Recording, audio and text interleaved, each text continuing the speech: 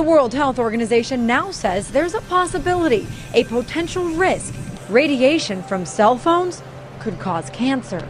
Turns out participants in the study who used a cell phone for 10 years or more had doubled the rate of brain glioma, a type of tumor.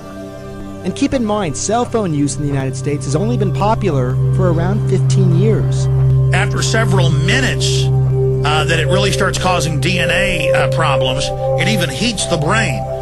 What microwave radiation does, in the most simplistic term, is very similar to what happens to your food. When you put your food in a microwave oven, it's essentially cooking the brain.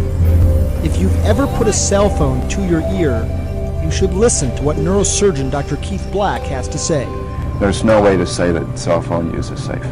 I think that the public has a right to know that there could be a potential risk. Environmental factors take decades to see their effect, not a few years. So if it may take decades to get a clearer answer, what can we say about cell phone safety now? All right, now tonight's top story, your lifeline to the world is being linked to cancer. This is the story that we have been talking about all day. Should we really be concerned about using our cell phones? Stephanie, what do you have to say?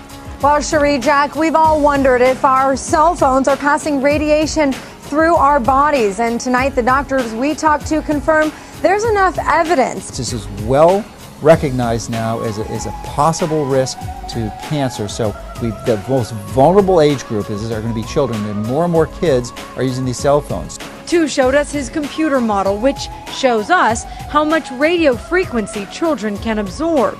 It's enough for Tu to realize consumers should be alerted and aware. In children, their skull is thinner, their scalp is thinner, so the microwave radiation can penetrate deeper into the brain of children and young adults.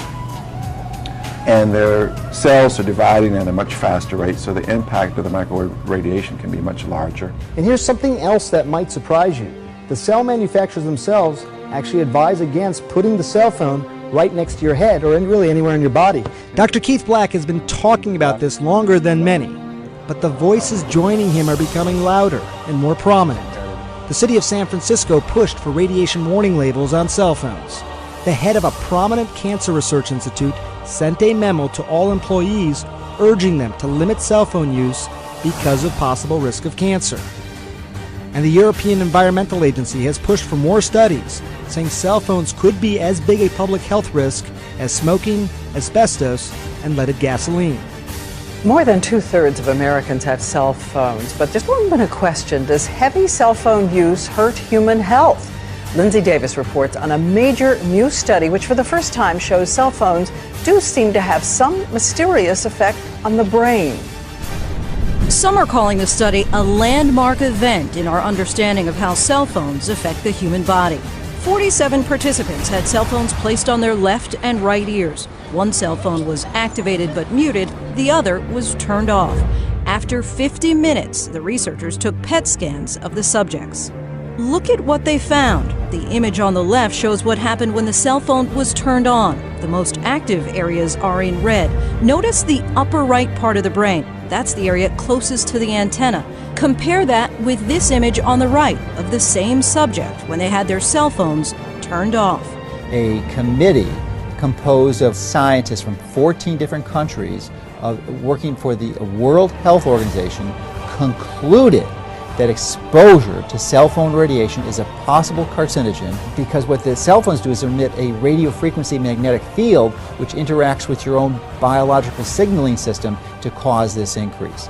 And this expert World Health Scientific Committee found that there was a 40% increased risk of cancer. It's interesting because you look at all the studies out there and most people will say, look, I mean, they're fine. A lot of scientists will say that. But, you know, I've read all these studies, Larry. I mean, I've spent the last year sort of really reading this, and there's 16 really good studies out there, a few since 2000.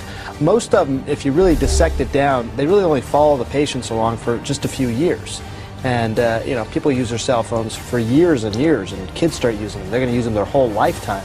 Also, some of the studies say regular cell phone use is using it one time a week for 6 months. I mean, who uses a cell phone that little nowadays? So my point is this, that, you know, if you read the studies alone, and they'll say they're safe, But if you start to say, well, look, wait a second, how about if it's 10 years? How about it's 20, 30, 40 years? We don't know yet. We don't know. And if you use your phone all the time, like people in the news business, they have a cell phone to the ear all the time. Is that really safe?